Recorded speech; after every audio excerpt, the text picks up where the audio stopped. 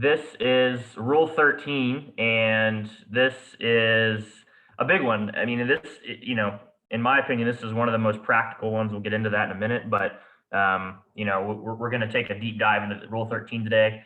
Should be about an hour. Again, my name's Robert Duke. I'm the Director of Rules and Competitions for the Colorado Golf Association. Every Monday, we do one rule and really break it down and look at it.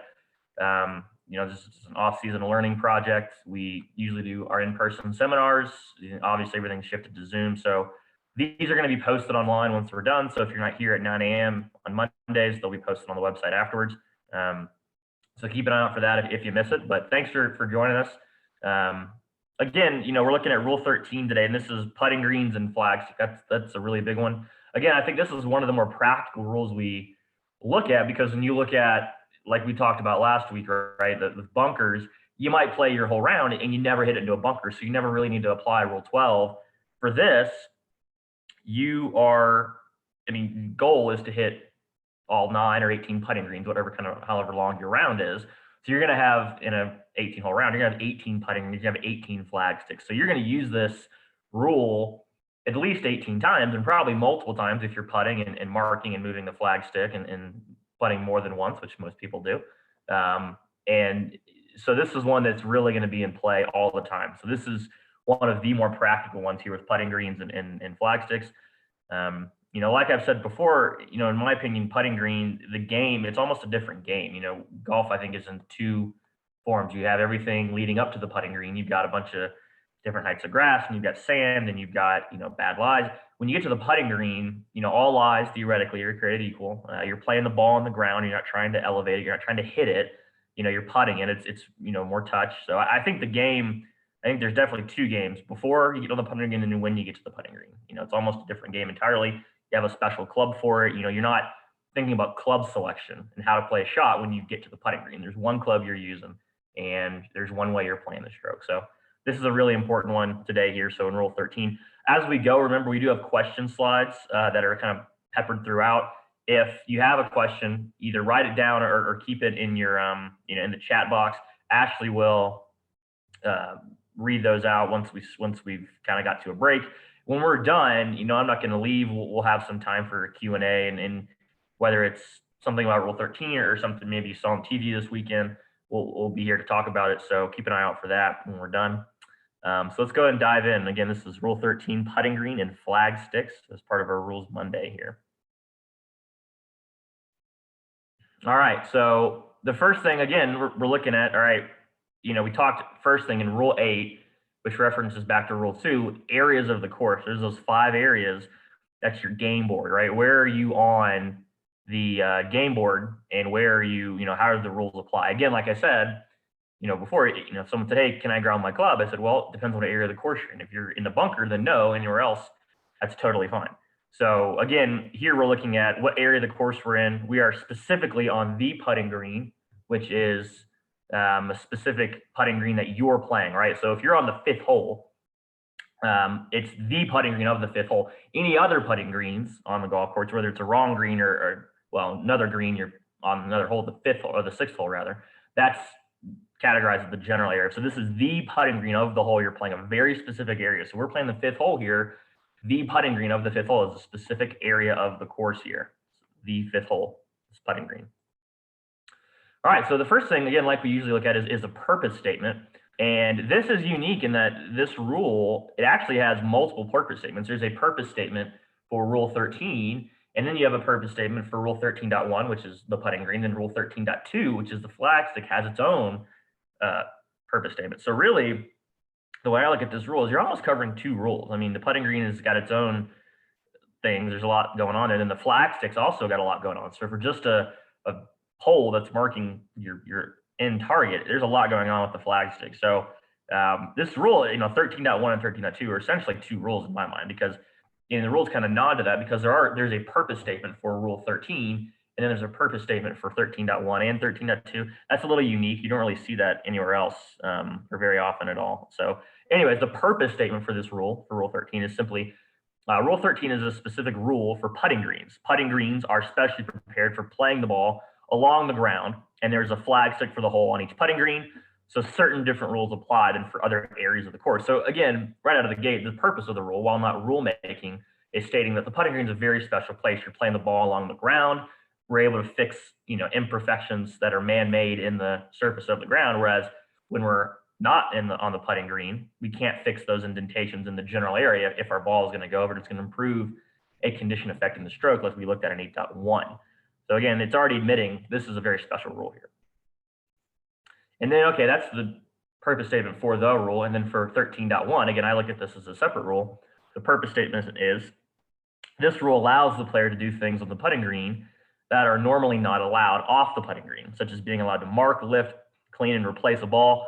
I didn't even mention that. You can, pick up your ball and put your hands on it and clean it whenever you want on the putting green. And to repair damage and remove sand and loose soil on the putting green. There's no penalty for accidentally causing a ball or ball marker to move on the putting green. So again, nothing rulemaking here necessarily, but it's already saying that the things we learned about in Rule 8 and in Rule 9, causing a ball to move, not a penalty on the putting green. Fixing damage, again, Rule 8, you can do that. Marking, lifting, cleaning. So a lot of the things we've looked at already, Rules 8 and 9, saying you can't do this, well, the putting green is saying, okay, this is fine. When we've looked at those rules, remember, we've always said, okay, well, this applies for general area, penalty area, bunker, but not putting green. If the ball moves on the putting green, there's a whole special deal for that. So this is where we're talking about that. Again, in my opinion, the game shifts completely once you get to the putting green. And again, this purpose statement is pretty much saying that. All those rules we've covered, not so much in the putting green. Putting green's essentially a free-for-all in a good way. There's just a lot you can do, and you don't get penalized for on the putting green. And we'll look at that. All right, so this rule is broken down into 3 parts. There's 13.1, actions are allowed or required on putting greens. 13.2, like I mentioned, the flag stick itself. And then 13.3, the ball overhanging the hole. That's a really short one. We're going to spend about 95% of our time in 13.1 and 13.2. And 13.3, it's a pretty small area of real estate on the golf course where this rule is even applicable. So again, while 13.1 and 2 are huge, 13.3, while important, is not a common situation. We obviously cover it, but it's not going to take up that much time. 13.1 is divided into 6 or so little sub areas. We've got, for the actions allowed on the putting green, we've got 13.1a, which is when the ball's in the putting green. When do the putting green rules apply essentially for a ball? When can you mark it? When can you pick it up and clean it? Marking, lifting, cleaning ball in the putting green. So Rule 13.1a leads into 13.1b. The improvements allowed on the putting green, we're going to see it doesn't matter whether your ball's on or off the putting green to do some of these improvements, removing sand and loose soil, fixing damage, doesn't matter where your ball is on that one. When ball or ball marker moves in the putting green, again, we'll cover, all that, the accidental movement there. No deliberate testing of greens. So again, practicing and feeling on greens during the play of a hole is not okay. And relief being taken from the wrong green doesn't happen a lot. There are some courses, just kind of the way the layout is, there's going to be a lot of wrong greens. There's some courses we go to in Colorado. I can almost always put one of our volunteers in this area because we know there's going to be at least a good ball or two on the putting green there, and just because of the way the layout is, and we've had it happen multiple times. So wrong green, we'll take a look at that. Doesn't happen a lot. That one's changed a little bit since 2019 or 2018. The 2019 rules have changed that a little bit. Again, doesn't happen a lot, but certainly one to keep an eye on because it is pretty penal for doing that. All right, so 13.1a, when the ball is on the putting green. So the ball is on the putting green when any part of the ball touches the putting green or lies on or anything such as a loose impediment or an obstruction and is inside the edge of the putting green. So if a player's towel is on the putting green, for instance, and it rolls onto a player's towel, it's treated as being on the putting green. Remember, the rules are going to make you identify which one of the 5 areas of the courses the ball is in. It's got to lie in one. And you notice in the first part, and this is important clarification, a ball is on the putting green when any part of the ball touches the putting green. So it has to physically touch the putting green, which is that prepared area, right, of ground. We all know what the putting green is. So if it's overhanging the putting green, it's not technically on the putting green. So you see this a lot on maybe on TV where a player's like really close and it's really finely mown from green to fringe area, and they'll call an official over and say, hey, can I mark this? The ball has to be touching the putting green, has to be physically touching it. If part of the ball is both on the putting green And in another area of the course, see Rule 2.2c, which we'll flip back to real quick. We covered this in week 1. So again, like I said, a ball is always treated as lying in one area of the course, right? If part of the ball is in both the general area and one of the 4 specific areas of the course, it is treating as lying in the specific area. So if a ball is both in the general area and on the putting green, always going to default to the specific area, putting green. If a part of the ball is in 2 specific areas of the course, it is treating as lying in the specific area. That comes first in this order: penalty area, bunker, putting green. So putting green is last on the totem pole. This is kind of hard to figure because how many times your ball both on the putting green and in a penalty area or bunker? Typically, it's going to be putting green or general area. Like I said earlier, that example. The other one's really, you're hard pressed to find, a penalty area actually touching a putting green. It happens, but not that much. So again, it has to be touching the putting green in any instance. Again, the putting green is a special place. We can mark, lift, clean the ball on the putting green. So 13.1b is going to tell us. A ball on the putting green may be lifted and cleaned, always. The spot of the ball must be marked before it is lifted, and the ball must be replaced on its original spot. Something we've all seen, right? When you get up to the ball, you put a marker behind it. We'll look at what that is and make sure you mark it before you pick it up. This happened on tour. It happened to Jon Rahm, I think late last year. He totally forgot to mark his ball. He went to the putting green, just grabbed it, and as we'll see later, for accidental movement, he's not penalized, but that wasn't accidental. He just deliberately picked it up, didn't mark it. He got penalized for that. And that was in a PGA Tour event. Again, something everyone knows to do. But again, we have to mark it before we replace it. Again, let's look at the word marked. We see it's italicized there, which means that's a definition. So let's look at that. What does marked mean? Marked means to show the spot of where a ball is at rest by either placing a ball marker right behind or right next to the ball, or holding a club on the ground right behind or right next to the ball. This is done to show the spot where the ball must be replaced after it is lifted. So a lot of times, you'll see players obviously use a, coin or a tee. When it says ball marker right here, right? Okay, we got the italicized. What does that mean? Well, again, within the definition of mark, let's look at the definition of ball marker, which is important. This is an artificial object when used to mark the spot of the ball to be lifted. Let's stop right there and look. It's an artificial object, right? And it gives you examples such as tee, coin, or an object made to be a ball marker, something creative. Everyone's seen someone that's got a creative thing, or another small piece of equipment. So those are just examples. It's not the end-all be-all list. 99% of the time, you're going to use a coin or a poker chip or something. A lot of people use tees you can put in the ground. Like we saw, you can use the toe of your putter maybe if you lag it to a couple feet, you want to mark it and lift it and realign it, put the toe down, pick it up, realign it, put it back, move your club out of the way, obviously. That's applicable, but most times you're going to have something. But the key is it's artificial, meaning you can't use a rock, you can't use a leaf, a twig, something that's defined as a loose impediment, which is by definition a natural object. So it has to be artificial, has to be man-made when used to mark the spot of the ball. So very specific on that. It's a little facet there we want to keep an eye on.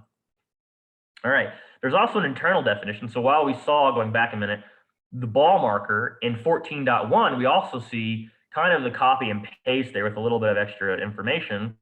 And we'll get to 14.1 next week. That's also a big rule. Spot of the ball to be lifted and replaced must be marked. And it says before lifting a ball under a rule requiring a ball to be replaced in its original spot, the player must mark, which means to place a ball marker right behind or right next to the ball, or hold a club on the ground right behind or right next to the ball. Again, what we just saw, if the spot is marked with a ball marker after placing the ball, the player must remove the ball marker before making a stroke. So you can't have your ball marker there with the big line on it as an aid, right, to help you make the stroke. You got to move it before you make the stroke there. So again, kind of an internal definition that we get to next week, but just something to keep an eye on. And then lastly, it says if the player lifts the ball without marking its spot, which is what Jon Rahm did, marks the spot in the wrong way, or makes a stroke with the ball marker left in place, the player gets the 1 penalty stroke there. So Jon Rahm picked up his ball at the putting green to clean it, forgot to mark it. We see in 14.1a, he was penalized a stroke. All right, also, let's look at the interpretation for 14.1a. Just to clarify, so it's been Rule 14.1a. Also, you could view this as the definition of marked. Uses right behind or right next to ensure the spot of the lifted ball is marked with sufficient accuracy for the player to replace it in the right spot. A ball may be marked in any position around the ball so long as it's marked right next to it. And this includes placing a ball marker in front of or to the side of the ball. So 99% of the time, you always put the marker right behind it. That's common practice. That's how we're taught. Here it says if you were to mark it to the side or to the in the front of it even, which is a little strange, that's fine. You just have to have something there that marks the spot of the ball. Obviously, if you mark the ball in front, you have to put the ball back where it's behind the ball marker. Not advisable. Wouldn't do that. Always mark it behind. It's just going to look weird if you mark it in front, but the rules say you can do that and you wouldn't get penalized if you did that, or if you mark it to the side because it's right in someone's way, that's fine too.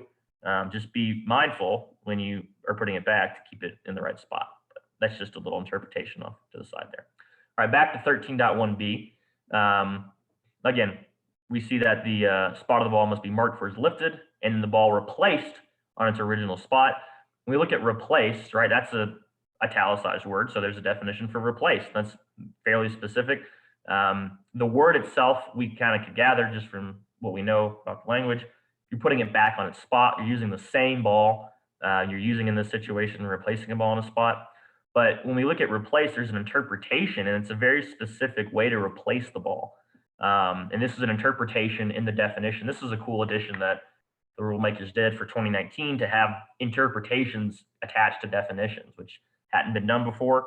And this says simply, for a ball to be replaced in the right way, it must be set down and let go. This means the player must use his or her hand to put the ball back in play on the spot it was lifted or moved from.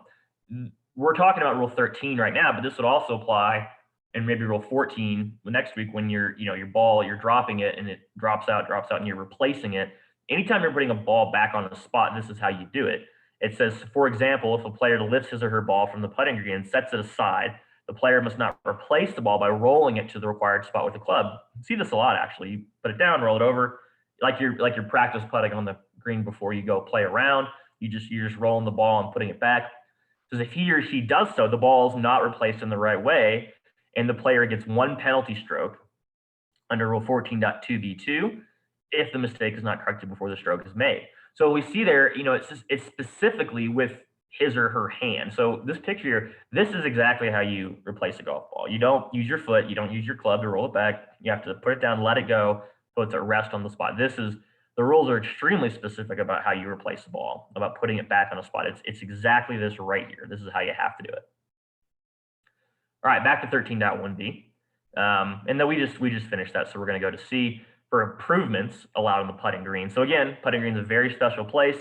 Most of the maintenance time is spent on putting greens, right? They're being really well prepared because you're playing it on the ground. So players notice right away if the putting greens are in poor shape or if they've been aerated, and that's something players notice more so than in the general area or bunkers or penalty areas. Putting green really comes out. So during a round, this is while play is stopped in Rule 5.7a. So at all times when your round is started to when it finishes, a player may take these two actions on the green, no matter whether the ball is on or off the putting green. So that's an important facet to know. We get that question a lot. If you hit the ball and you have the backspin on it, it lands on the front of the green and it pulls off the putting green, and your ball mark is on the putting green, can you fix that? Right here, yes, always. No matter whether the ball is on or off the putting green. This doesn't mean if you're 100 yards out, you need to go up and fix ball marks around your ball or around the hole. That's a little bit much, but when you're off the green, you can go up and fix them. That also includes removing sand, which we see right here. Sand, you can remove sand and loose soil on the putting green, but not anywhere else in the course, right? We still got 8.1a that we're dealing with, and may be removed without penalty. Again, this is a good point to, clarification. Sand and loose soil are as still have not, and they won't be identified as loose impediment. Sand and loose soil are simply sand and loose soil. It never says, oh, well, on the putting green, they're loose impediments. It just, they keep their status as sand and loose soil if they cannot be moved, except right here in 13.1c1, we're saying that, on the putting green, you can move them. It doesn't make them loose impediments.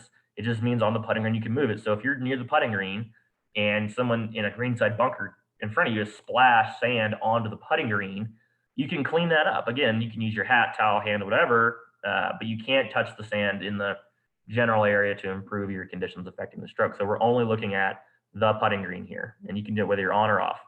And then repair of damage, like I just said. You can repair damage on the putting green without penalty by taking reasonable actions to restore the putting green as nearly as possible to its original condition. And we're going to look at that when it comes to damage on the putting green here in a minute. But again, whether you're on or off the putting green, you can go fix those ball marks. So a player may repair damage on the putting green without penalty by taking reasonable actions to restore the putting green as nearly as possible to its original condition, but only. And damage to the putting green, we're going to see, it's a little bit of an internal definition we're going to see here. This is not in the back of the book, but you'll see, again, here in a minute, what that means. But when you repair the damage, you can only use your hand or your foot or other part of the body or a normal ball mark repair tool, tee, club, or similar item of normal equipment. A ball marker is what, again, most people have. You can't get out there and with your own roller and roll your putting green out there. So simple stuff: use a tee, use a club, fix a ball mark. A good rule of thumb, just as an aside, is always fix your ball mark +1. We always want to make sure we're keeping care of the course, and some people don't repair ball marks, but you can always do yours +1. Not saying you need to spend 10 minutes out there, but always make sure you at least find yours and then another one if you can. We always appreciate that, or the superintendents do, rather. Unreasonable delaying play, like I said, you can't fix every little thing on your way to the hole. Rule 5.6a might kick in at that point. But if the player improves the putting green by taking actions that exceed what is reasonable to restore the putting green to its original condition, such as by creating a pathway to the hole or by using an object not allowed, the player gets the general penalty for breach of 8.1a. Again, as long as you're using your normal little ball fix, your divot repair tool, you're going to be fine. So let's look at damage to the putting green. Like I mentioned, this is an internal definition. It references it here, but then we go to the next slide here, and then it says in parentheses, damage to the putting green means any damage caused by a person or outside influence. Again, we call these internal definitions because it's describing this in the rule. It doesn't say, we've got putting green as italicized, but damage on the putting green, that phrase is not italicized. So it's just going to tell us right here. So if you were to look at the back of the book to say, well, what is damage to the putting green? That doesn't exist. You got to know it's in 13.1c2 here.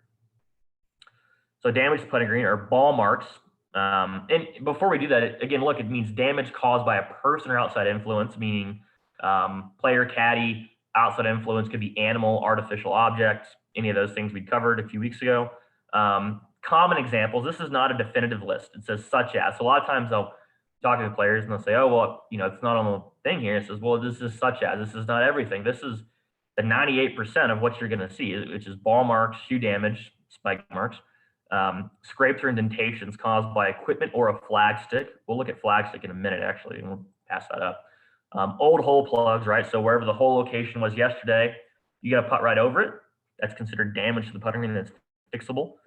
Turf plugs, seams of cut turf, scrapes or indentations from maintenance tools or vehicles. What that means is the mower in the morning, let's say there's a knob in the green and he kind of scrapes it with the rut. That's damage made by maintenance tools or vehicles. It does not include aeration holes or verticutting, which we do see as not damage to the putting green. But here, if the maintenance are, mowing the green and a tire kind of ruts and slips a little bit, that's considered damage that's fixable. Animal tracks or hoof indentations, right? So, in Colorado, had this happen. We get a lot of deer, a lot of elk. Usually it's early, so the crew is there fixing it, but sometimes the maintenance crews move through, and then right behind them, bunch of elk come out and walk on the greens. You can fix that if it's very, very damaged. You ought to call the shop and have them come out and help fix it. But on a one-off, you can fix those animal tracks or hoof indentations. They're very specific about the word hoof. I'm not terribly sure why, but animal tracks or hoof, I guess hooves do the most damage. They're that hard material that go in. Again, typically it's deer or elk here in Colorado. I have had coyotes. That's been an issue before. They make a mess in the bunkers and they run around the putting green. So I've had animal tracks and that are not hooved. So embedded objects such as a stone, acorn, or a tee. So the roller in the morning embeds an acorn or a stone into the putting green. You can pull that out, fix it. And then it says, well, damage to the putting green does not include any damage or conditions that result from. And keep in mind here, the first part, think about man-made damages. Here we're going to look at more natural and then condition of the putting green when it comes to aeration holes, like I talked about.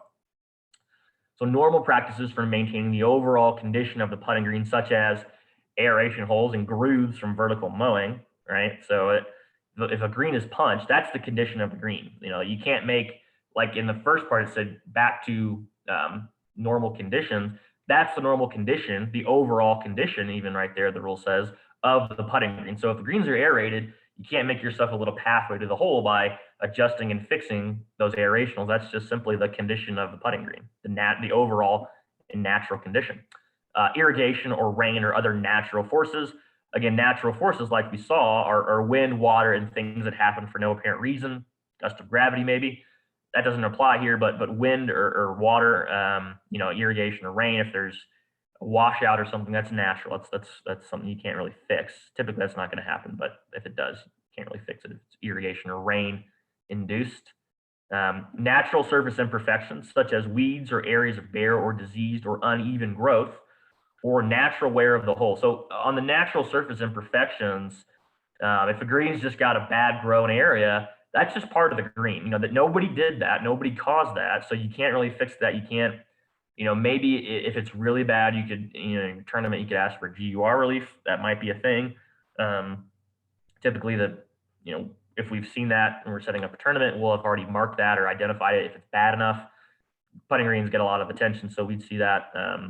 But again, natural surface. So if it's a weed area, again, that's a growing thing, right? You don't see it a lot, but if you do, you know, you can't fix it. And then natural wear of the hole. So that is kind of hard to define. I mean, when does wear of a hole become natural? You know, at this time of year, I mean, not today, obviously, with the snow we've gotten in Colorado, but this time of year in the wintertime, if we're able to play golf, a lot of courses will simply cut 2 or 3 holes in the putting green and just rotate them day to day. They get a lot of wear and tear. That's natural wear of the hole. And there's no definition of it, which is hard. But the way I look at it is, you know, if players are reaching in and they're always, you know, brushing the side of the hole, if it's worn out, if it's worn, I consider that natural wear of the hole. You can't fix it. That's a natural condition. However, there is an interpretation, 13.1C2 here, that damaged hole is part of the putting green, meaning if, and we'll see an example here, that damage to the hole is covered by 13.1C as part of damage to the putting green. The player may repair a damaged hole unless the damage is natural wear that we just saw, that 13.1C does not allow to be repaired. For example, if the hole is damaged in removing the flagstick, it may be repaired by the player under 13.1C, even if the damage has changed the dimensions of the hole. So if a player in the group in front of you, when they go to put the flagstick in, isn't terribly careful and they clip part of that edge of the hole, you're allowed to fix that as long as, I mean, clearly identifiable as this was damaged by someone who was careless. A couple times you've seen a ball hit the hole on the fly and it just damaged it. That's a ball mark. You're allowed to fix those on the putting green. So, you know, if you're unsure, you probably don't touch it, but, you know, you need to be sure this was damage done by somebody versus natural wear and tear of the hole. You're not going to get it. You're not going to be able to touch that. You know, when it all comes down to it, just don't touch the hole unless it's very clearly identifiable as this is damage. Sergio Garcia, a few years ago in the Masters, on the 5th hole, he flew the ball in and just blew up the side. It's got thousands of RPMs, and the ball doesn't, when it hit it, just blew it up. They had to stop play and fix the hole and actually move it, I believe, a couple feet over. I've had that happen in a tournament. The hole got so damaged, we had to move it a little bit. So that's where this would come into play. You can fix that if you can't fix it. Sometimes it's just so unfixable. You have to have a staff member come out there and get their tools to fix it. But typically, it's just going to be someone who was careless and jammed the flagstick back in and caught some of the hole. That you can fix if you can. If it's really bad, we're not going to get into it, but this definition says, or this interpretation says, call a maintenance member to really fix it if it's really bad. You know, because there's only so much you can do with your ball repair tool in your putter, right? If it's really bad, you need some special stuff out there. All right, so again, not going to get into this, but there's damage and there's not damage, right? So the rule identify, you know, these natural things on the left, right? Not natural, these unnatural things on the left of these were caused by a human, right? These were caused by old hole plugs, right? Turf plugs, indentations from maintenance tools or vehicles. Someone did that. The other ones, again, aside from normal practices of maintaining overall condition, aeration holes, grooves from verticutting, all those other things are natural, can't fix those. All right, so moving on to 13.1D, so when a ball or ball marker moves on the putting green, again, we know that in the other areas of the course general area, if you accidentally move your ball, just kicking it because you're careless, penalty stroke, put it back. Here, we're going to get off the hook a little bit. So there are two specific rules for a ball or ball marker that moves on the putting green. And again, we're looking, this is for a ball or ball marker. So this also includes, once you've marked the spot of the ball, this happens a decent amount where if you have a magnetic one, right, it kind of fits in your hat or your divot repair tool, and you put that on the putting green, your instinct sometimes is to tap it down with your putter to make sure it's down the ground. Sometimes that magnet sticks to your putter and goes with it, or if it's wet outside, it'll pull it with it. So this is a ball marker included. So if you move your ball marker here, you're going to get off the hook 13.1D as long as it's accidental. This rule is divided into two parts. There's no penalty for accidentally causing the ball to move, and when to replace a ball moved by natural forces. So that's an interesting one that we're going to cover. That's new to the 2019 rules about natural forces and marking and lifting, and it really very much depends on have you put your hands on the ball yet, and we'll see that. So in 13.1D1, we have no penalty for accidentally causing the ball to move. Because there's no penalty if the player, opponent, or another player in stroke play, so really anybody, moves the player's ball or ball marker on the putting green. Again, accidental. You see it in the heading there, accidental causing it to move. If I go up and just pick my ball up, it's not terribly accidental. This is carelessness or just a mistake. You're lining up your putt. This happened to Matthew Wolff a few weeks ago at the concession club. He was practice putting, and on the green, and like the toe of his putter clipped it, moved his ball. You don't see that a lot on tour. It happened, but he was, it was an accidental movement. You just put the ball right back, no problem. The player must replace the ball in its original spot, which if not known must be estimated. So you're still using the same ball. So if you accidentally move it, you're putting the same ball back. If you don't know where it was, it's not a terribly exact science. There is this honor principle, right? Spirit of the game. If you had a 12-footer and you accidentally move your ball, you're not putting it at 10 or 9 feet or something. You're putting it back where you think it was as best you can, right? Or you place a ball marker. So again, like I said, you go to tap down your ball marker, the magnet sticks to your club, you walk off, it's still there. You can put the ball marker back or the ball back on that spot, and you're estimating where it should be. Again, if you don't know, you're doing your best to do it, and it may not be perfect, but you're again, kind of thereabouts where you are with the green there. And the exception is the ball must be played as it lies when it begins to move during the backswing or stroke, and stroke is made. We covered that in 9.1B a few weeks ago, so we're not going to get into that too much. And if the player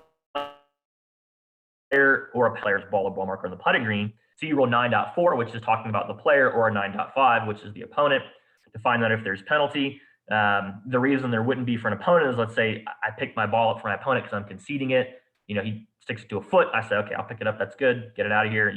I'm going to give that to you. That's when it wouldn't be a penalty. But again, like I said, if I just pick my ball up, so I'm thinking that mark it, I'm going to be penalized. 9.4 is going to penalize me for that as well. All right, so the second part of this is when to replace a ball moved by natural forces. So there's a little bit of a sequence of events here that we need to follow to get the right ruling here, right?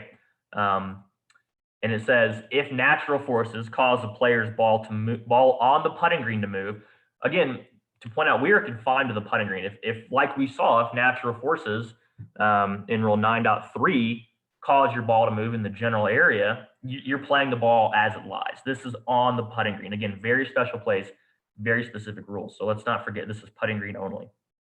It goes on to say, where the player must play from next depends on whether the ball had already been lifted and replaced on its original spot. Again, this is about natural forces.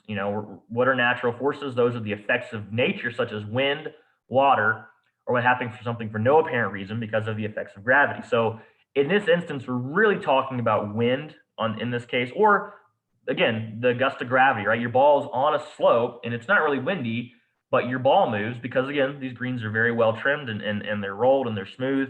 And if your ball gets to rolling and you don't know what happened, then 9.3 is going to say natural forces cause the ball to move. When it's not known or virtually certain, one of the other three things cause it to move. Again, mostly it's going to be wind in this case, right?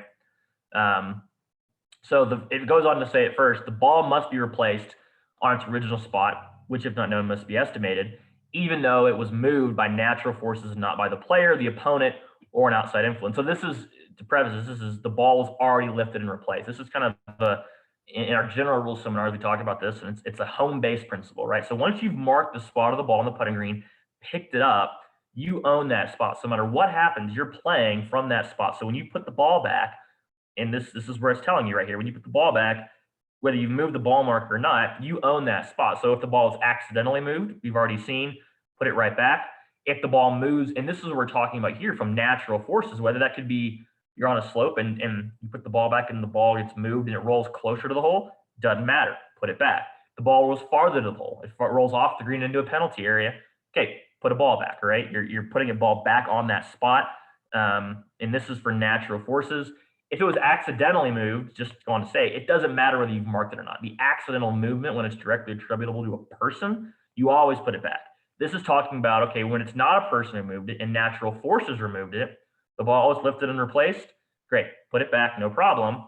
Goes on to say, the ball is not already lifted and replaced. The ball must be played from its new spot. Again, look at the heading here, natural forces. So if right now we're thinking about putts, right? But let's say you hit a 5-iron onto the green that's on the slope. All right, you've got a couple hundred yards maybe till you get to the putting green. As you're walking up, the wind moves the ball. Very theoretically, that ball is still in play and it's still live, right? So it might as well be still in motion in that regard. So if when you're walking up and the wind blows the ball down a slope, whether it's closer or farther to the hole, that ball is still live. You still play it from where it comes to rest. We're talking, again, the first part is when you marked it, lifted, and replaced it, you own that spot no matter what. Natural forces, if it moves. So really, when you look at it, once you've marked, lifted, and replaced it, any of the items described in 9.3, 9.4, 9.5, 9.6, any of those things move the ball, you're always coming back to that spot no matter what, because you've lifted and replaced it, which is a lot of the time. This is a video here we're going to look at. This happened in the Masters. This was well before the 2019 rules. This is the 15th hole. It's blowing. It's downwind. It's Billy Horschel, if you remember it. The rules were different. I did clip the video so the announcers wouldn't get into what actually happened. This is different. In the old rules, Billy was actually penalized for this. He had to take a penalty stroke, believe it or not. In the new rules, he would simply put a ball back on that spot. So let's watch this again. You might remember it from when it happened pre-2019. Back up. Lower lofted. Hello, Raymond Floyd. This looks handy too.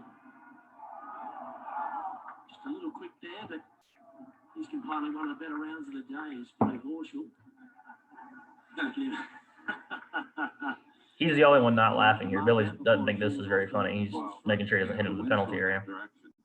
So if a gust of wind were to come up, it could literally blow that ball. And you can see the ripples on the water as the gust hits it. And this is such a helpless feeling. My goodness. So, Billy here's out of luck. This is he had to play the ball as it lies. It's in a penalty area, and it's a yellow penalty area. He takes penalty area relief. But in today, this is not a big deal. He marked it, he picked it up, so he established that spot. So the ball blows it in. Great, we take another ball. You don't have to get the original ball. Take another ball in this case, since it's not recoverable. Place it back on that spot. He owns that spot because he marked it, lifted, and replaced it. That is his spot. All right. Last couple things in 13.1. There's no deliberate testing of greens. So this is during a round and while play is stopped under Rule 5.7a, a player must not deliberately take either of these actions to test the putting green or a wrong green. Well, when we look at wrong green, we know what the putting green is. We've been talking about that. Again, we're playing the 5th hole. It's the putting green on the 5th hole. What's a wrong green? Well, a wrong green, this is pulling this out of the definitions, is any green on the course other than the putting green for the hole the player is playing. The wrong green includes putting greens for other holes that the player's not playing. So if we're on the 5th hole, holes 1 through 4, then 6 through 18, those are wrong greens. The normal putting green when there's a temporary green being used, and then all practice greens for putting, chipping, and pitching, unless the committee excludes them by rule. So if you're near the clubhouse maybe and there's a practice area, that's a wrong green. So when we look at the rule here, it says player must not deliberately take either of these actions to test the putting green or a wrong green. When we look at a wrong green, we've got a lot of stuff, and it's essentially every other putting surface, especially prepared area, that's not the putting green you're playing for. This rule loops that in. So when you read this here, you kind of want to think a player must not deliberately take either of these actions to test any putting surface. There's not a putting green that they are allowed to test in this case, because the putting green, when excluded from the wrong green, the rule pulls it right back in and says, okay, the putting green or any other green. So that's what it's saying here. So the one green that you're actually worried about, right, the putting green you're on, plus any other green. So if you're playing the 5th hole, you can't run over and practice putt on the 8th hole because it's right there, or practice putting green during the play of a hole. Now we're going to see an exception here in a minute, but when it says testing the green, right, what does that mean? It means to rub the surface, right? So if you know, maybe you're playing on some Bermuda and you want to feel the grain, you can't do that. Or roll a ball, which could be rolling with your hand, making a putt. If it's a putt, technically that'd be a practice stroke theoretically, and there's another rule that applies there. But you're testing it here. The exception is, and we see this sometimes, between 2 holes. So when you're done with a hole, you finished one hole, you've holed out, you have not started another hole, a player may rub the surface or roll the ball on the putting green of the hole just completed and on any practice green. So once you're done with the 5th hole, and this happens a lot, you'll see you have a 5-footer for par, you pull a little bit and you say, I thought I had the read, you hold out, put the ball back, and you play it again just to, make that good stroke. And this also applies, and we see it in Rule 5.5b. As long as you're not holding up the group in front of you or behind you, this is fine. Let's look at 5.5b in between 2 holes. Practice during a round while play is stopped. It says between 2 holes, a player must not make a practice stroke. The exception, you can practice putting or chipping on or near the putting green of the hole just completed and any practice green, referencing 13.1e, which is where we are, and the teeing area of the next hole. If you're waiting on par 3, you can kind of chip around the teeing area. And it says, but practice strokes must not be made from a bunker and must not unreasonably delay play. So you can't sit there and putt while someone's waiting on you. Going back to the rule in 13.1e, look at the blue text here. It says the committee may adopt a local rule prohibiting a player from rolling a ball on the putting green the hole just completed. This is for higher level events. So if you're just playing just on its face, just the rules here, you're allowed to do this. When you get to a professional level, typically they're going to say you can't do that. So when you look at the tour, you'll really never see a guy, unless it's the U.S. Open maybe, you'll never see a guy or any player put a ball back and putt again. They're not allowed to do that because maybe they're testing another area of the green for a whole location tomorrow. Once your round just started, the only strokes you're making here, and this is, again, a local rule that a tour would put in place. We don't put it in play, neither does the USGA. So very technically at a CG or USGA championship or qualifier, you could do this as long as you're not holding up play. So you got a hole behind you open and you want to practice a little bit on the putting green you just completed, that's okay. So again, depends on what local rules are in effect. Typically, unless it's a high level event, it's not going to be in effect. All right, last thing in 13.1. So relief must be taken from the wrong green, right? So I talked about this earlier. It doesn't happen a lot, but when it does, make sure we know what's going on. Again, wrong green, there's a definition for that. Any green on the course other than the putting green. So any prepared surface, right? That's not the hole you're playing at the time. Practice green, you can't play a stroke off that. Part of this is maintenance practices. Those greens take a lot of work to get into proper shape. So taking a wedge off of a green is not a popular move, and the rules are going to prohibit it. And again, at the bottom there, you notice it says wrong greens are part of the general area. And that's going to be important in a minute when we see the relief procedure, right? So they're part of the general area because they're not in a specific area of the course.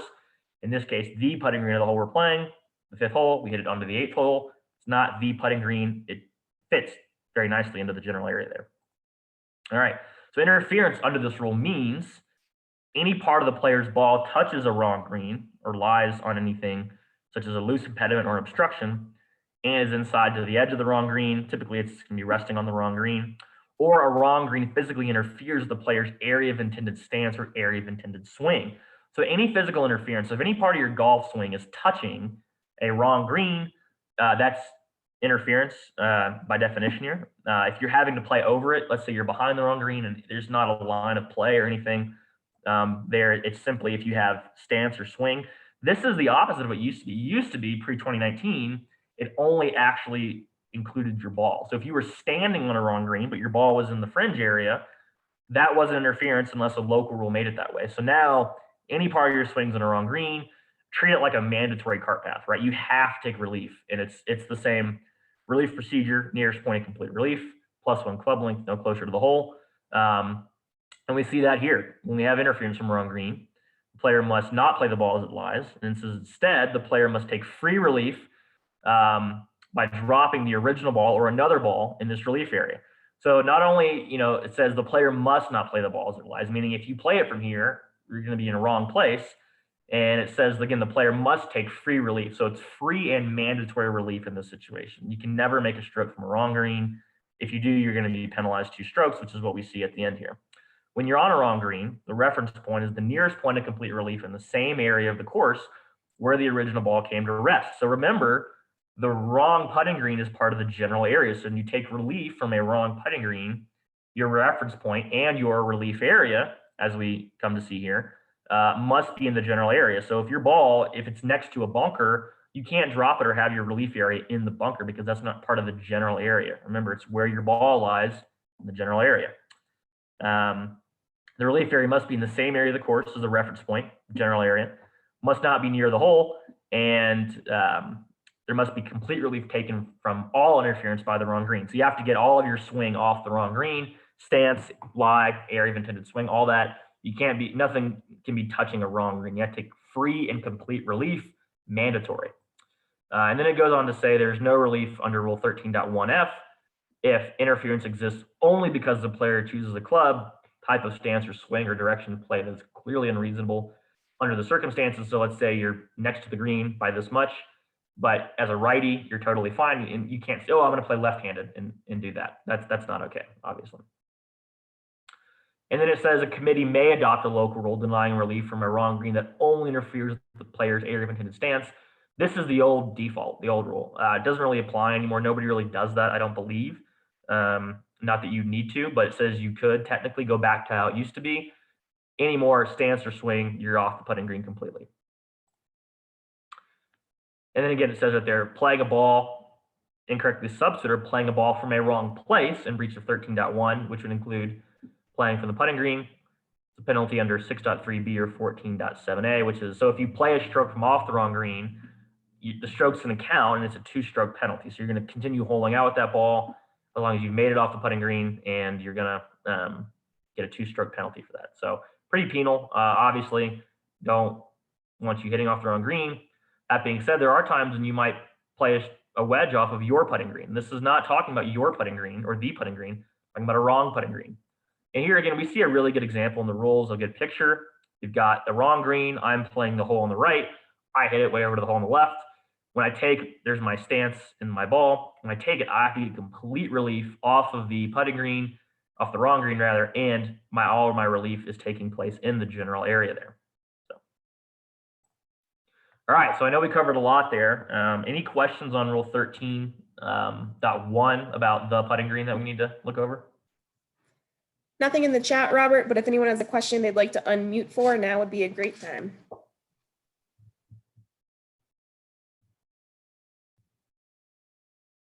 Cool. All right.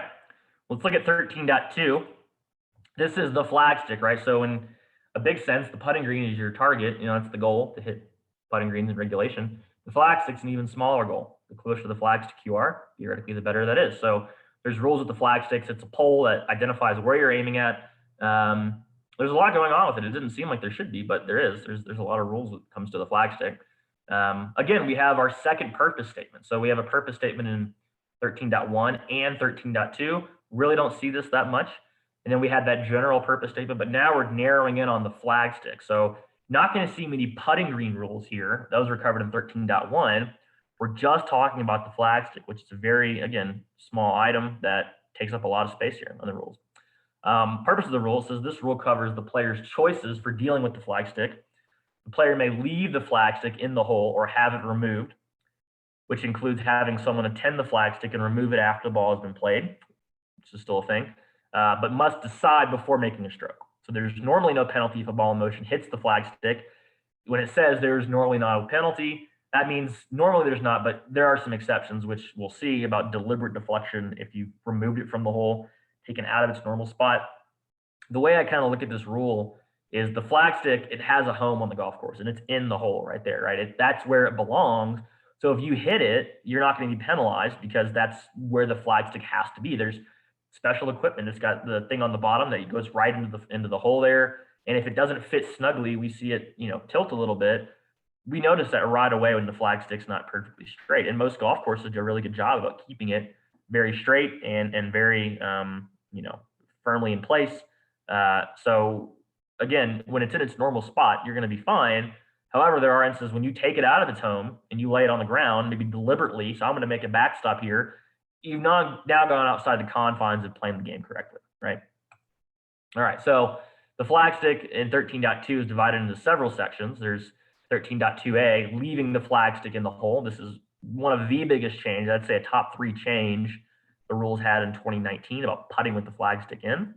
You can remove the flag stick from the hole, of course. And then the last part is the ball resting against the flag stick in the hole, right? This is a good addition because when you have 13.2a, when you can leave the flag stick in the hole, a natural afterthought is, well, 13.2c needs to be in play because you're going to have, when you have a 2-footer that you can play off the flag stick, you're going to have times where the ball's going to not go to the bottom because it's, the flag stick's got it nudged against there, depending on how big and how wide the flag stick are. It's pretty standard, but most courses, obviously, there's some that are bigger than others that are wider at the bottom. And this could happen if it's windy or if it's not centered and it is tilting. You're going to have this happen a lot. So 13.2c is a really good follow-up from 13.2a. So that's a necessary addition there. All right, so this rule applies to a ball played from anywhere on the course. So obviously we know if we're chipping and chip the ball in, it wasn't played from the putting green, but there's flag stick rules that apply. So in the same way, and 99% of this is going to be on the putting green when you're attending it. Not many people have the flag stick attended when they're chipping or playing a ball from off the putting green. Some pros do, but this is most I'm going to apply on the putting green. But this whole rule is prefaced to saying that doesn't mean it's confined there. While most of it does happen there are other instances. If I want a par 3, I could ask my caddy to attend the flag stick. Not that I would, but I technically could. The only instance would be, or issue would be if I slowed down play. So. All right, so in 13.2a, we know that we can leave the flag stick in the hole, right? This is a new change. And within 13.2a, it's going to break down into when you can leave the flag stick in the hole. And there's also no penalty if the ball hits the flag stick left in the hole. And then the limitation on the player moving or removing the flag stick in hole while the ball is in motion. So 13.2a3 gets pretty nitpicky on when that flag can be removed. It can be removed, but you need to make the decision prior to actually making the stroke. You can't decide as the ball's rolling up there, oh, yeah, hey, caddy, pull the flag for me now. I hit the ball too hard and I don't want the flag stick to interfere or whatever. Or, hey, put it back. I hit it too hard. It needs to be decided before the stroke is made, any of the 3 options. And then 4, the limitation on other players moving or removing the flag stick when the player has decided to leave it in. I want the flag in. I putt, someone else runs and grabs it out. There's going to be a penalty associated with that, either on myself, if it's my partner, or if it's another person, it'll be on them. All right, so 13.2a1, this is brand new, again, for 2019. The player may make a stroke with the flag stick left in the hole so that it is possible for the ball in motion to hit the flag stick. I think we're all used to this now, certainly with what we've had in 2020 with COVID, right? So for all the courses that were closed down, when they opened up, I think almost all of them for a very certain amount of time were saying, don't touch the flag stick. They have a noodle or a PVC or a lifter in the hole. So this rule was introduced a year before it really became completely necessary outside the rules of golf in a health sense. So we've all gotten really used to playing with the flag stick in the hole. So again, unfortunate that we have, but we know that we can do that. And again, that COVID rule even would supersede the rules of golf in this case, just for those special instances, but we've gotten used to this. So again, when you look at it, when you play golf, you never have to touch the flag stick ever again. If you want to putt and chip with the flag in the hole every time, you can do so. So you never have to touch another flag stick as long as you live if you don't want to. Like I said earlier, the player must decide this before making the stroke. So must decide to leave or remove the flag stick before making the stroke by either leaving the flag stick where it is in the hole, meaning if the flag stick is bent or not centered from the group in front of you that is in a way that might be beneficial to you, you can leave it there. And there's an interpretation that says that you can leave it as you found it, or if it's maybe leaning into you and it's not centered, they didn't put it in right, the group in front of you, you can center it back into, again, its home, right? Where it's supposed to be on the golf course. You can always put it back to centered. Again, this is all predicated on it's before you make the stroke, right? This little indentation, this bullet point is under the player must decide this before making the stroke.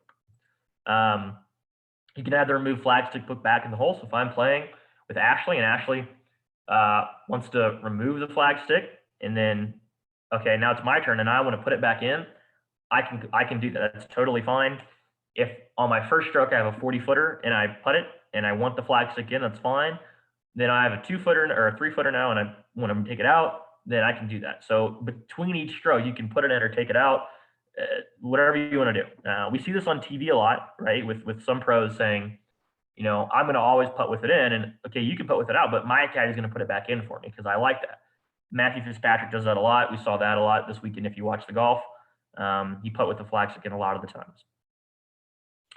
In either case, the player must not try to gain an advantage by deliberately moving the flag stick to a position other than centered. So you can't take the flag stick and angle it in the hole that would maybe help you. Again, if you found it that way, you're simply playing the course as you found it. That's totally fine, but you can't move it from other than centered. Again, typically the bottom area of the hole is going to fit a certain way, and it's always going to be centered. But in some special cases, you could maybe fiddle with it. You can't because the rules say you can't, but technically you could, but you'd be penalized for it if your ball hits it. If the player does so and the ball in motion then hits the flag stick, he or she gets the general penalty. So if you adjust it to other than centered to help improve the area on the hole, and then you hit the flag stick, you're going to be penalized. Again, the key word here, the ball hits the flag stick. So if I adjust the flag stick to a improper position, but I miss it, I didn't hit it, this doesn't apply. I'm not going to be penalized. I have to hit the flag stick in this case to be penalized. So there's an action required here. Like I said, you have to hit it, right? And in this rule, keep an eye out for that. When you look at it later, the word hits is really big here. If it hits the hole. 2 weeks ago, we talked in Rule 11, deliberately deflected or stopped. 11.2 can only apply if the ball hits something, right? If it was deliberately deflected or stopped. 11.3 comes to intent, and we see that a little bit here. But again, when you're reading this, keep an eye on the word hits. That's a direct action of the ball hitting this prohibited item, this flag stick that is uncentered in the hole. You would get the general penalty if you did that. So in match play, you just lose the hole. And in stroke play, you're 2 strokes, and you're playing the ball as it lies, is what we'll see in a minute. All right, this is in 13.2a, and then no penalty if the ball hits the flag stick left in the hole. Like we said, you can putt with the flag stick in, and as long as it's centered and you didn't move it to other than centered, you're going to be fine. So if the player makes a stroke with the flag stick left in the hole and the ball in motion that hits the flag stick, there's no penalty except as provided in 1, meaning, if I adjust the flag stick to other than centered deliberately to help my ball, I'm going to be penalized, and the ball must be played as it lies. So even if I do that and I adjust the flag stick to help, my ball out, and I then hit it and it goes in, the ball is played as it lies. So maybe it's hold, and I would get the general penalty. So in stroke play, if I have a par putt and I make it after doing that, I make double bogey now because I'm going to get a 2-stroke penalty tacked on. But the ball is played as it lies here. There's only penalty is provided in what we saw in 1 there. All right, 13.23, moving on. The limitation of the player moving or removing the flag stick or in the hole while the ball is in motion. Again, earlier we saw that you have to make this decision before the stroke is made.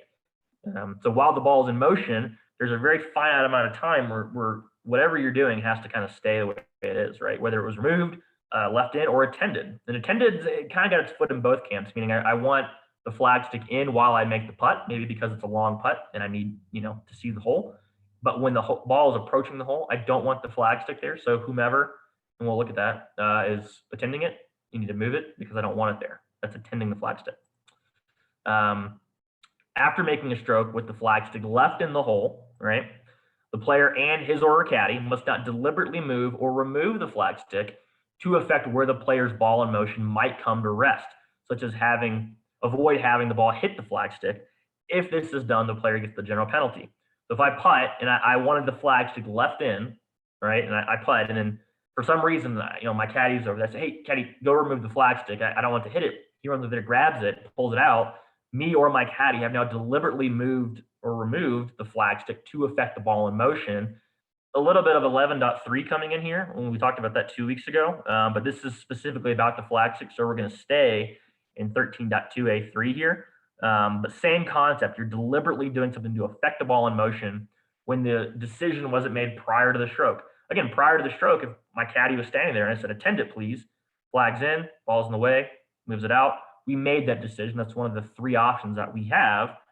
So again, and this also includes my partner, and we'll talk about that at the end, I would get the general penalty for doing that.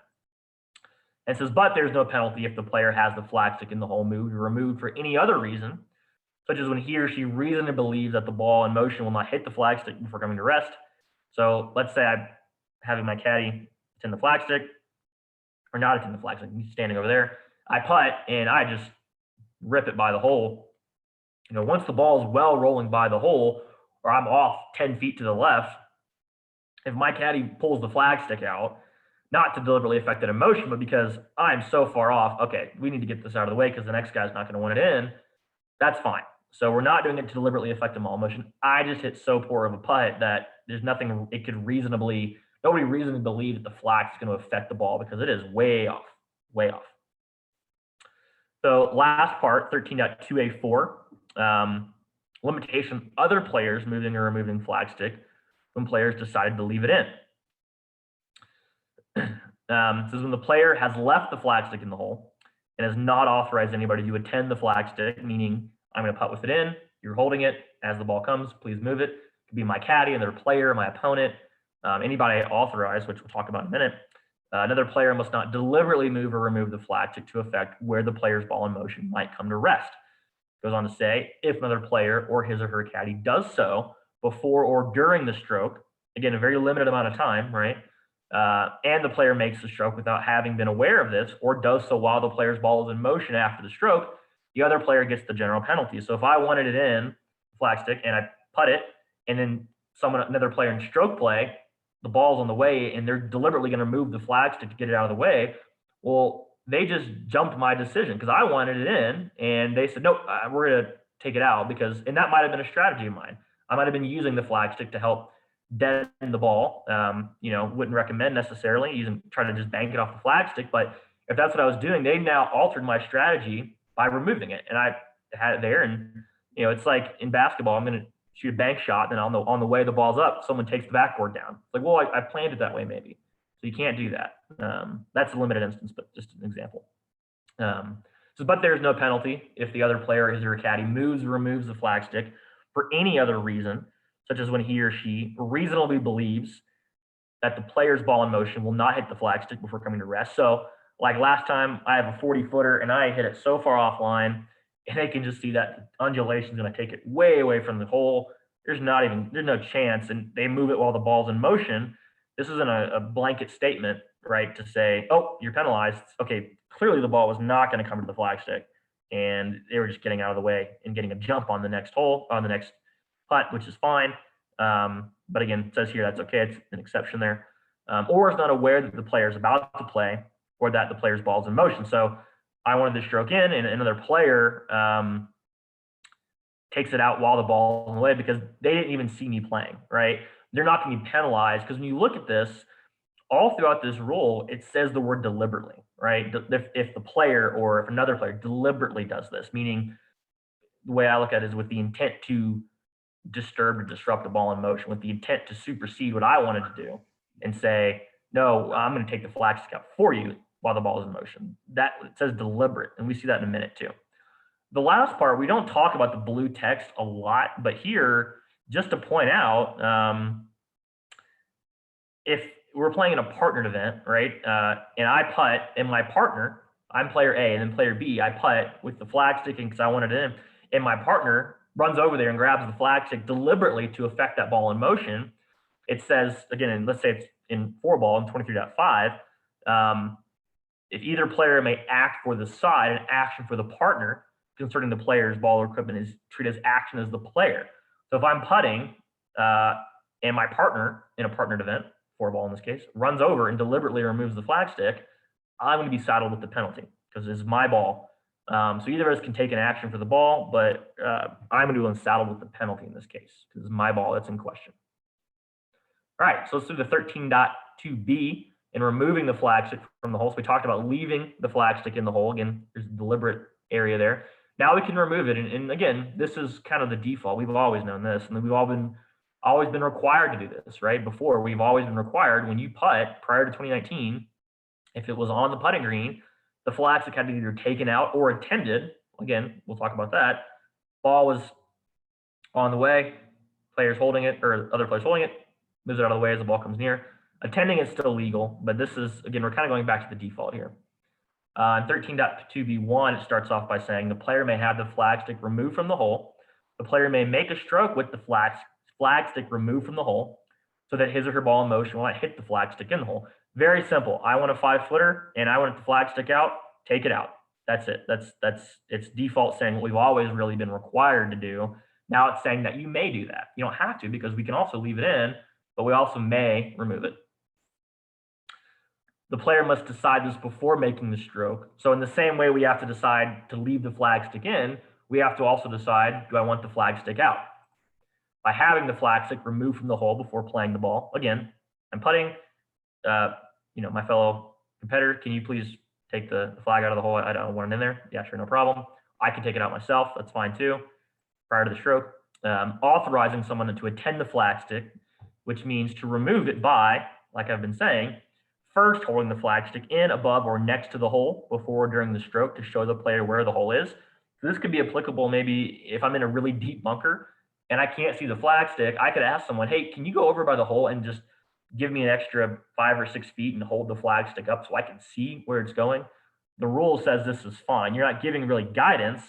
It's just saying, hey, I can't quite see it. A lot of times, we'll see this on some courses where they know the sight line's pretty hard, so they'll buy an extra tall flag stick for that one hole. But if that wasn't the case, I could have someone go up there and stand and hold it up. Obviously, there's some safety issues there if I'm aiming at them with a swing. Be careful and just watch out. But technically, they could hold the flag stick above the hole to show the location of the hole. And then removing the flag stick after the stroke is made. So if it's just a standard attend, right? Flag stick's in, stroke is made, pull the flag stick out as the ball reaches the hole. That's what this is saying here. This is still legal. And it says the player is authorized the flag stick to be attended if, and keyword here is authorized, right? So the player has to say, the player can't attend their own flag stick, right? Obviously. So they're authorizing it to say it's somebody else, say, hey, caddy, or other player's caddy, or other player or opponent or somebody authorizing the flag stick if the player's caddy is holding the flag stick in, above, or next to the hole, or standing right next to the hole when the stroke is made, even if the player is not aware the caddy is doing so. So if my caddy is attending the flag stick, the rules in Rule 10.3 kind of say, okay, the player and the caddy are sharing a brain in this case. So if the caddy does it, I'm treated as the caddy's an extension of me, the player. So that's going to be treated as, yeah, I authorize it if my caddy's doing it. And usually the player and the caddy are on the same page, but if I'm in an area where I can't see the flag and the caddy's attending it, I'm treated as authorizing it, even if I didn't have any verbal communication. The caddy and I are sharing a brain right now. The player asks any other person to attend the flag stick, and that person does so. So if I say, hey, Ashley, can you please attend the flag stick? And she says, absolutely. I've authorized her to attend the flag stick. The player sees any other person holding the flag stick in, above, or next to the hole, or standing right next to the hole, and the player makes the stroke without asking that person to move away or to leave the flag stick in the hole. So if I have a 40-footer, and maybe I don't say something to anybody, but I see someone up there next to the flag stick in the attending position, they've got their hand on it, and I don't say anything, I've acknowledged that, say, yes, I see it, and I didn't say anything, therefore I've authorized it, because the rules are going to say when it comes to instances of hitting a flag stick or deliberately moving a flag stick, was the flag stick authorized to be attended? If it was, then and something happens, I'm going to be saddled with the player a penalty. But if it wasn't authorized and someone over there and grabbed it, then they might be saddled with the penalty. So it's really going to depend on, okay, well, did the player authorize that? If there's a rule in question that's been broken, or did they not authorize it? That's going to help decide, okay, well, who does the penalty go to then? Because if it was authorized, then it's going to be resolved against me. But if I didn't authorize it in any of the ways outlined here, then it would go against the other player or again, my partner and I are sharing a brain, and my partner does it, and I get it. So it depends very much on who's authorizing it and who is attending the flag stick. And if the player acknowledged and says, yes, that's fine, thank you. So even if this is kind of the third bullet point, it's kind of a non-verbal, I see another person holding the flag stick, right? I'm okay, they're attending it for me, we're good. 13.2b2 says what to do if the ball hits flag stick or person attending the flag stick. Says if the player's ball in motion hits a flag stick that the player has decided to remove under 1, or hits the person who is attending the flag stick, or anything that the person is holding, what happens next depends on whether it was accidental or deliberate. Again, like I said earlier, when we look at this rule, the ball hit the flag stick. And we're talking in a very limited instance here. It says what to do if a ball hits flag stick or person attending the flag stick. So this is a very specific instance when I say, please, can you attend the flag stick? And they attend it. And then if it hits the flag stick or hits the person, if it doesn't hit anybody and the person attending the flag stick just stands there, and even if it was deliberate, and this is kind of an interesting instance, if the player holding the flag stick deliberately leaves it in there while attending it, and the ball just races by and they didn't make any attempt to move the flag stick, this rule doesn't apply because nothing was hit. The ball didn't hit anything. Even if I tried to deliberately deflect it, again, 11.2, it only happens if the ball hits something. So if I try to deliberately swat at a ball or deliberately not move the flag stick when I've been authorized to attend it, if it didn't hit it, then this rule does not apply, right? So it has to hit it in this case. Again, we've talked about other deliberate intentions, but here, the very specific instance, it has to hit the person or the flag stick who's attending it for a penalty to apply. What happens next depending on this was accidental or deliberate. So it's been hit. If it was accidental, if the ball accidentally hits the person who removed or attended it, or deliberately deflected or stopped by person or attending flag stick. I mentioned rule 11, this kind of ping pongs you around. This is going to shoot you back essentially to rule 11.2. And there's going to be, it's going to be important to what area of the course the stroke is made from, as we'll see. Again, we're going to talk first about accidental. That's the first bullet point to 13.2b2. Accidentally hits the flag stick or person who removed or is attending it, right? Accidental. So I'm attending the flag stick for somebody and say, Robert, can you attend it? Totally fine. I'm attending it. And then all of a sudden I see a bunch of deer come out of the woods. And I say, oh man, there's a bunch of deer over there. Oh, the ball hit me. That was accidental. I didn't intend for it to hit me. I wasn't deliberate with it. It was accidental, right? We're going to see what that is. And then also we're going to see what deliberate, meaning the ball's on the way and I'm been asked to attend it, and I deliberately let it hit my foot or deliberately don't move the flag stick to have it hit the actual flag stick. Again, has to hit it. And it even says there in the bullet point, ball deliberately deflected or stopped. What's the penalty? And that's going to kick us back to 11.2. Again, first ball accidentally hits flag stick or person who removed or is attending it. If the player's ball in motion accidentally hits the flag stick or the person who removed or is attending it or anything else the person is holding, there's no penalty and the ball must be played as it lies. So here we've also got, if it hits the flag stick or the person who removed or is attending it. So this could be also looked at as if I take the flag stick out and lay it on the ground and say, okay, I'm going to putt with it out. I'm going to take it out and put it down. And then I putt and I accidentally hit the flag stick. It's going to say there's no penalty and the ball is played as it lies, right? So if this was deliberate, okay, different story. We're going to get into 11.2 there, and that's what we see in a minute. But if it's accidentally, again, we look at going back, accidentally hits flag stick or person who removed or attending it. Again, this is talking about a removed flag stick. If you accidentally hit a removed flag stick, no penalty, play as it lies. Again, if a player has accidentally hit a flag stick 2 or 3 times this round, we're going to start looking at, if it's actually accidental. But again, no penalty, you play it as it lies here.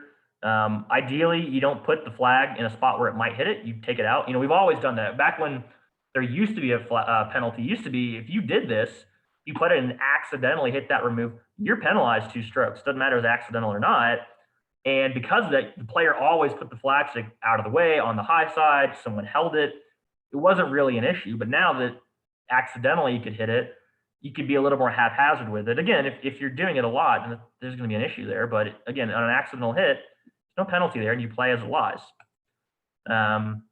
So and that's just a little aside there, deliberately deflected or stopped, right? So if the person who is attending the flag stick deliberately deflects or stops the player's ball in motion, 11.2c applies. So if I'm standing there attending the flag stick, player hits the ball, and I'm there to attend it means to have it in when the stroke is made, then remove it as the ball comes near, and I deliberately kick at the ball, it says 11.2 is going to apply. Again, deliberate here, right? This is you're very deliberately doing this. And you have to deflect or stop. So there's an action here. There's hitting the ball. I have to actually stop or deflect it if I attempt to, right? If the ball is rolling by me as an attendee and I try to kick at it, but I miss, although it looks bad, there's nothing in the rules that you can really hang this on because the ball was never touched, right? You didn't do anything that the rules would say you deliberately deflected or stopped it in this case. So where the ball is played from, again, we're really kicking it back to 11.2c here. So even though we're on the flag stick rule, it's saying the player must not play the ball as it lies and instead must take relief under 11.2c. So in 11.2, again, we'd ask, okay, where was the ball played from? If it was played from the putting green, any ball deliberately or deflected or stopped from the putting green is always canceled and replayed. If they were chipping it and you did this, then the ball was played from, let's say, the general area or bunker. Where would the ball have come to rest? And if it was on the putting green, I'd place the ball there. If it was off the putting green, I would choose the reference point where it might have come to rest and drop from the club length of that and I'm closer to the hole. So typically this is going to be, if you're attending the flag stick, you're already on the putting green. Here, again, it's saying, okay, well, we're not done yet. If it was played from not the putting green, we've got some questions to ask, and that kind of gets us through the decision matrix of where does the ball come to rest at, and what the penalty is still going to apply, but where the ball is played from. Again, it says 11.2's got all those bullet points we covered a couple weeks ago about where the ball is played from. And then the penalty says if the person who deliberately deflected or stopped the ball was a player or his or her caddy, the player gets the general penalty for a breach of rule 11.2. So, if it's my caddy and they deliberately deflect my ball, then I get the penalty. If it was my partner, that blue text we see a lot, if my partner deliberately deflects or stops my ball, I get the penalty. It's on me. But the player who did it gets the general penalty for breach of 11.2. For purpose of this rule, again, we see a parentheses, which means deliberately deflected or stopped, means internal definition. Deliberately deflected or stopped means the same thing as rule 11.2a. So they're trying to be as parallel as possible on these instances, and includes in the player's ball in motion hits a removed flag that was deliberately positioned or left in a particular place on the ground, so it might deflect or stop the ball. So if I deliberately lay a flag stick down behind the hole because, hey, this might stop my ball, obviously that's cheating because I'm taking the flag stick out of its home and putting it in an area of the course it shouldn't be in for a reason to, not even an area of the course, but putting it in a position it shouldn't be in because I'm doing it to deliberately potentially deflect or stop my ball. Again, if I lay the flag stick down behind the hole to deliberately deflect or stop my ball and then putt it and make it and nothing touches the flag stick, I'm not penalized.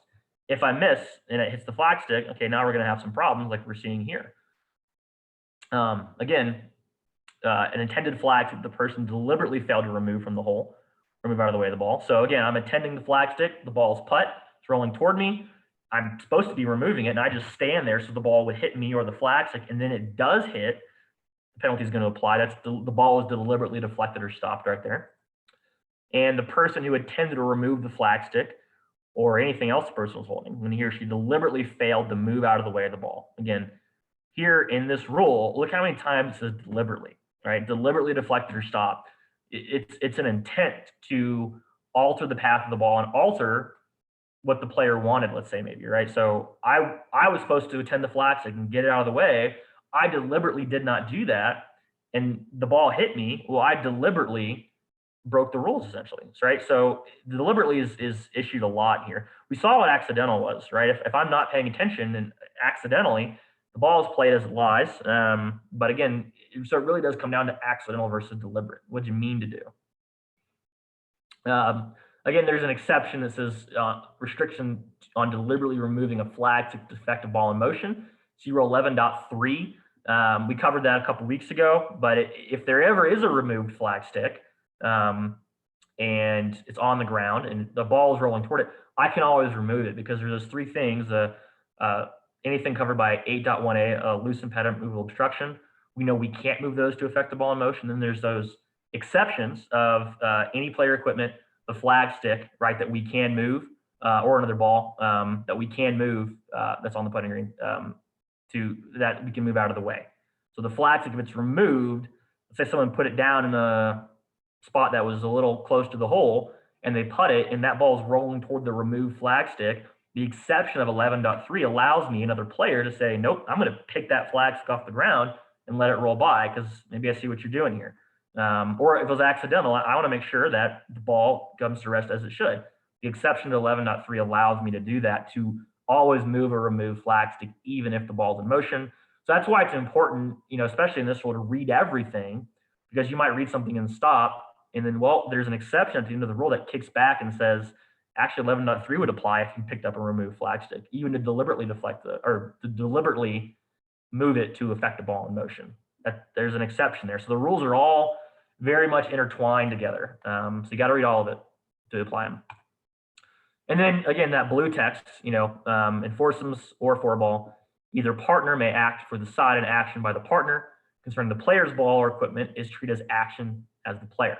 So, all right, last thing in the flag stick, and then we'll be close to done here, is 13.2c, ball resting against flag stick in the hole. Again, this is a really good follow-up and a really good addition to 13.2a. Now that we can leave the flag stick in the hole on a 2-footer deliberately, and then again, in 2020, we had to, the ball resting against the flag stick in the hole. That's going to be covered. That ball is hold, essentially. This rule covers if a player's ball comes to rest against the flag stick left in the hole, so the flag stick's in its position on the course in the hole, and the ball comes to rest against it. If any part of the ball is in the hole below the surface of the putting green, the ball is treated as hold, even if the entire ball is not below the surface. So when we look at the definition of hold, that would say when the ball is below, the entire ball is below the level of the surface of the putting green and at rest in the hole. That's when the ball is hold. In that definition, it says, except for a special case of 13.2c, when the ball is resting against the flag stick. So if no part of the ball, though, is in the hole below the surface of the putting green, the ball is not hold, it must be played as it lies. So if the flag stick's in a way to where even though the ball is resting against it, but not a dimple has broken the surface, that ball is still in play, right? So you have to make a stroke at it right there still. If the flag stick is removed in this case, when the ball is not hold, but resting against the flag stick, and the ball moves, whether it falls into the hole or moves away from the hole, there is no penalty and the ball must be replaced on the lip of the hole. In a broad sense, the flag stick is a movable obstruction. We'll see in 2 weeks that when you move a movable obstruction and your ball moves, there's no penalty, and you put it right back. In this case, you obviously can't put the ball in the hole. You have to put it on the near spot where it will stay at rest, which is considered the lip of the hole. So again, if any part of the ball is below the level of the putting green, when it's resting against the flag stick, even a little bit, you can just pick it up, move on. That ball is hold. We're done there. And then the general penalty there for any breach of a wrong place playing this role. This is multiple breaches, rule breaches, single act or related act, C1.3, C4.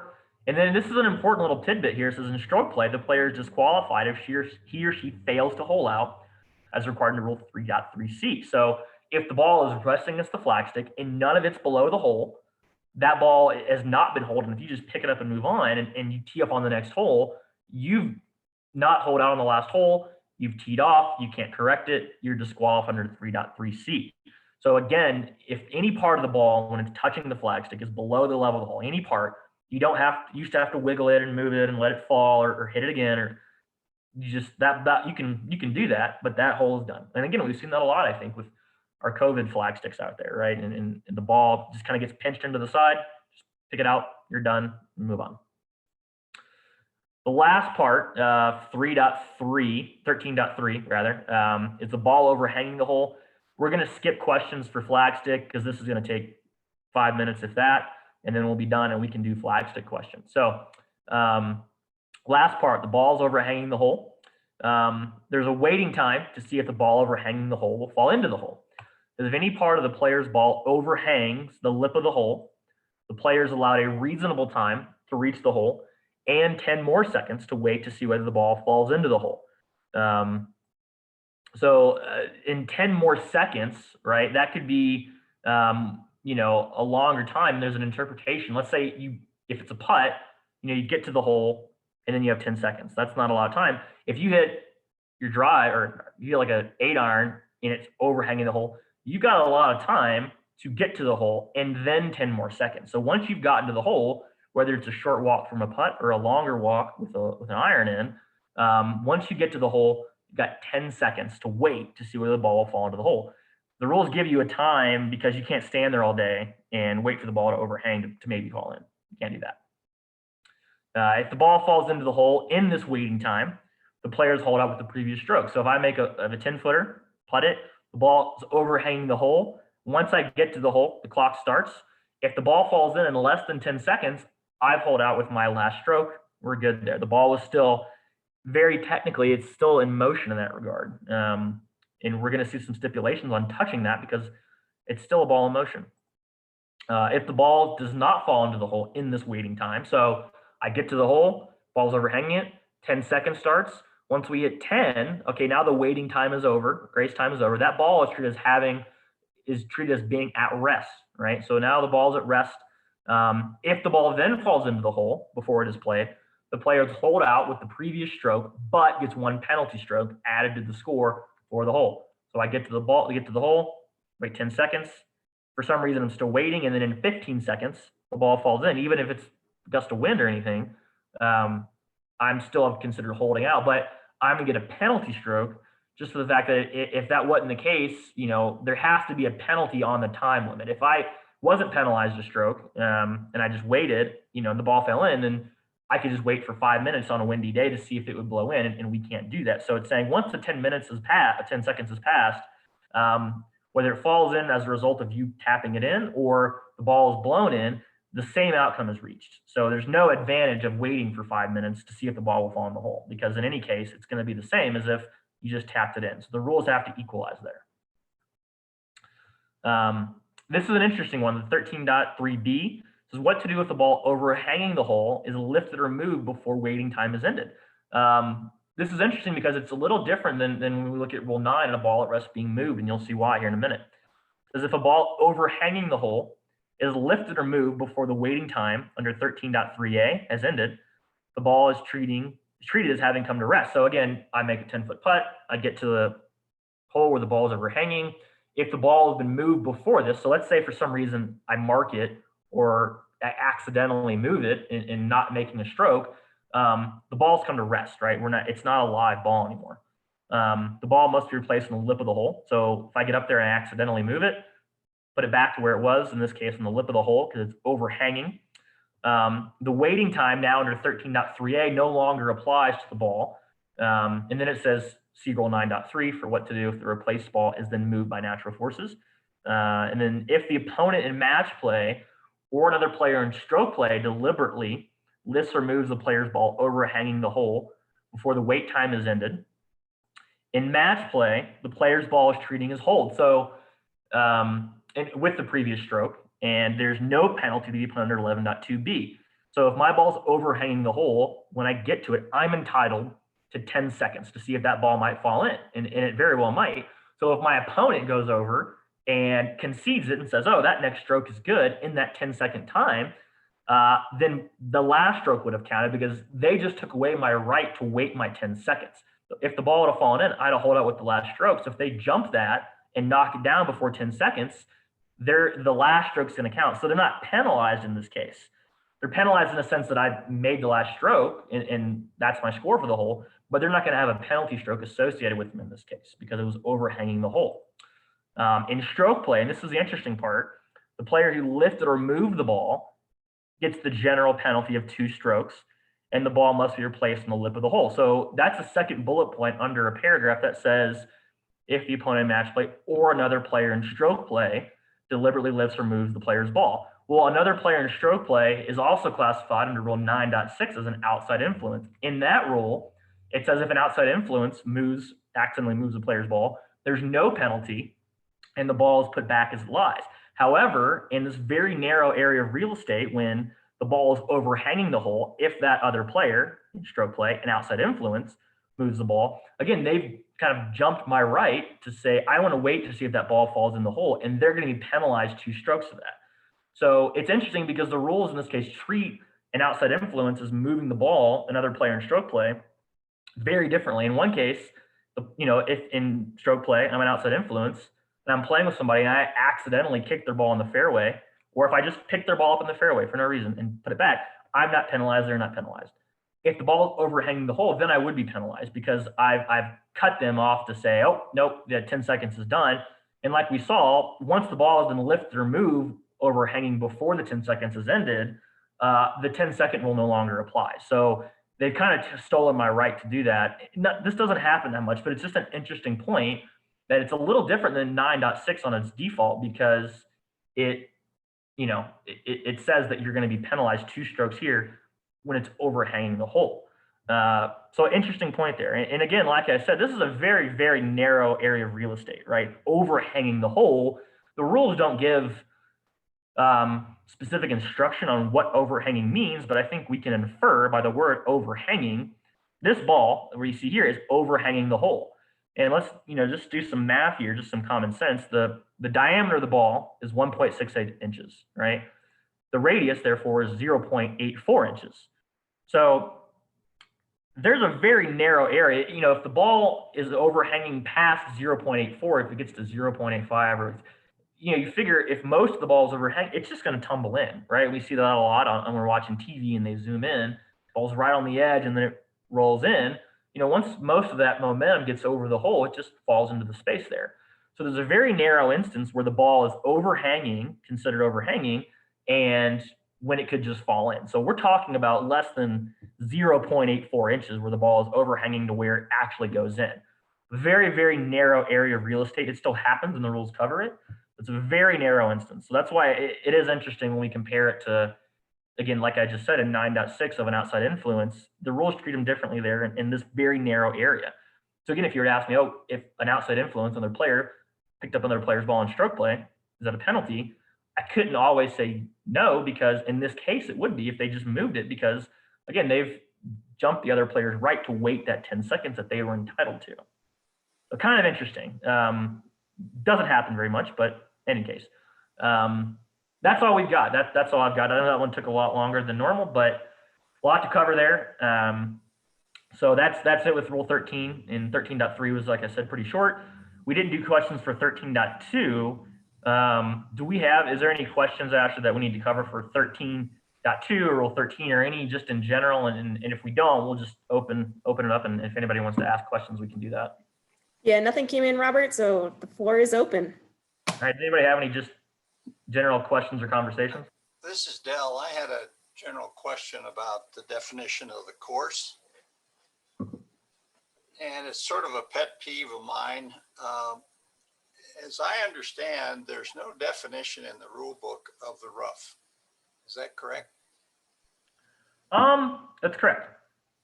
So when we're playing scrambles, people are always saying you can move the ball a club length, but you can't move from the rough to the fairway. And I tell them to find the rough for me because it's not defined.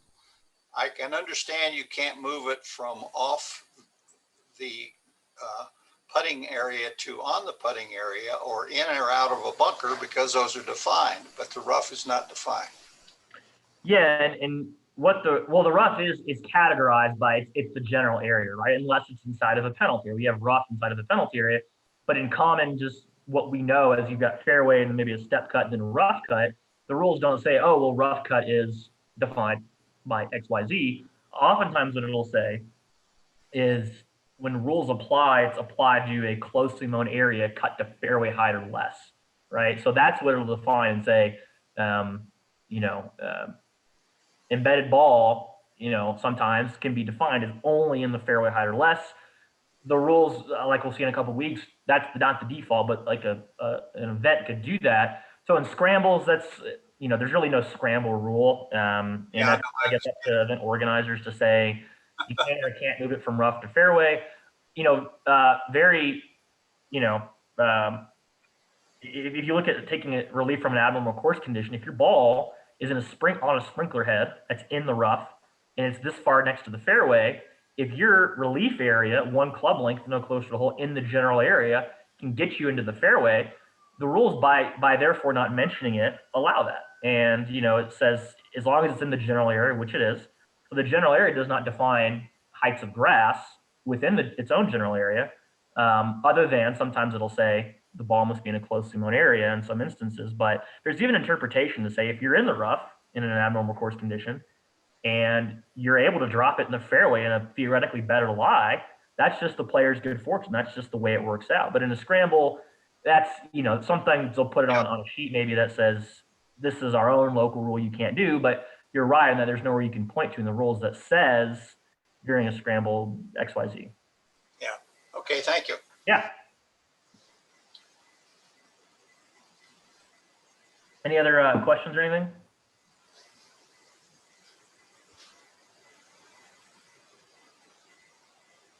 All right. Well, that was all for this week. We will do same thing next week, same time, 9 o'clock. That's rule 14. That's another big one. And that's going to deal with dropping. And that kind of has its foot in a lot of rules. When we look at, any of the relief procedure rules, there's going to be a lot of dropping going on. So 14's got a lot in there, wrong place toward the end. So that's a big one. And we'll have a good session on that next week. Again, we'll post these online if you want to watch them later or send them to anybody. These are recordings will be available. Thanks everyone for coming out. And again, if you have any questions, feel free to email me or give me a call. Our volunteers, thanks for coming out as well. I see a few on here. Ken, good to see you. Glad you're using a computer, I think. Ken McGeechee out in Grand Junction. And Wendy, good to see you as well. Hope all's well. And again, everyone be safe with all the snow we've got. And we'll see you next time. So thanks.